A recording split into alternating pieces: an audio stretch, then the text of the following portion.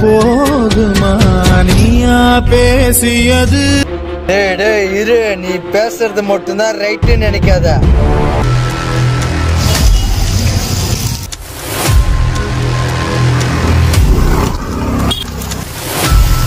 அவன் எதிரில வந்து நேரம் நெஞ்சில குத்துறா. தில்லு இருந்தா பாக்கலாம்.